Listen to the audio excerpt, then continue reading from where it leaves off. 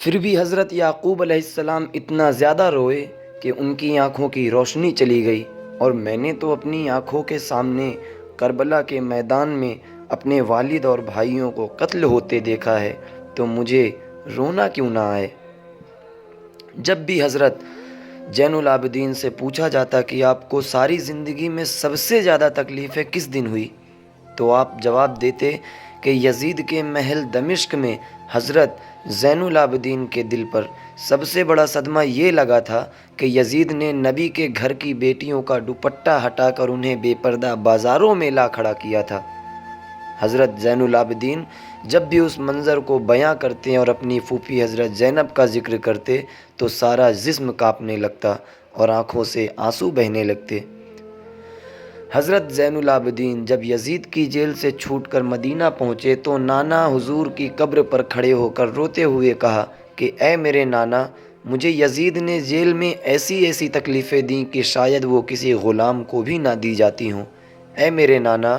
ہمارے گھروں کی عورتوں کا دوپٹہ ہٹا کر انہیں بے پردہ کر کے بازاروں میں پھرایا گیا، لوگوں کے سامنے انہیں رسوا کیا گیا اور ہم اہل بیت کو بہت ستایا گیا۔ یزید کی حکومت ختم ہو گئی اور جب کئی سالوں کے بعد عبد الملک بن مروان بادشاہ بنا تو اسے ہر وقت یہ ڈر ستاتا کہ کہیں حضرت زین العابدین کھڑے ہو کر اپنی حکومت کا اعلان نہ کر دیں، کیونکہ ان کے حکومت کے اعلان کرنے پر سبھی لوگ انہیں اپنا بادشاہ تسلیم کر لیتے اور عبد الملک کے ہاتھ سے حکومت چلی جاتی۔ اسی لیے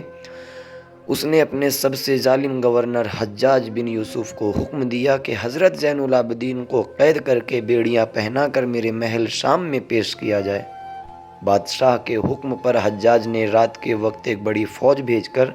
حضرت زین العابدین کو ان کے گھر سے اٹھوا لیا اور پھر انہیں بیڑیاں پہنا کر جیل میں قید کر دیا۔ لیکن انہی دنوں کسی نے بادشاہ عبد الملک کو سمجھایا کہ آپ یہ گناہ نہ کریں، کیونکہ آج تک بنو امیہ کے جن جن بادشاہوں نے اہل بیت کے لوگوں کو ستایا ہے تو ان کی حکومت کا خاتمہ ہو گیا، اور حضرت زین العابدین کو حکومت سے کوئی تعلق نہیں، وہ تو بس ہر وقت نماز و روزے میں لگے رہتے ہیں، انہیں عبادت کے علاوہ کسی سے سروکار نہیں، اس لیے انہیں ان کی حالت پر چھوڑ دیا جائے۔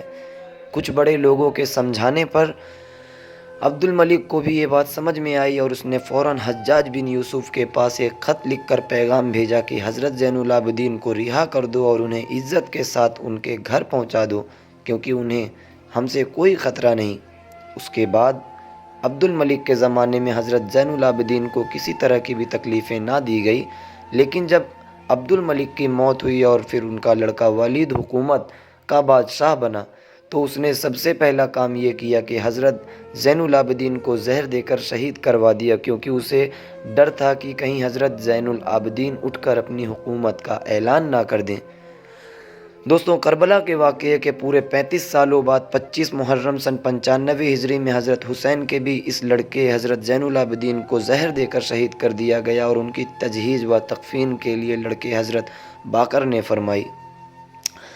حضرت زین العابدین کی قبر جنت البقیع میں حضرت فاطمہ رضی اللہ تعالیٰ عنہ کی قبر کے پاس ہی بنائی گئی۔ آپ کی وفات کے بعد آپ کا ایک خاص اونٹ آپ کی قبر کے پاس آ کر بیٹھ گیا اور برابر روتا رہا، یہاں تک کہ 3 دنوں بعد اس اونٹ کی بھی وفات ہو گئی۔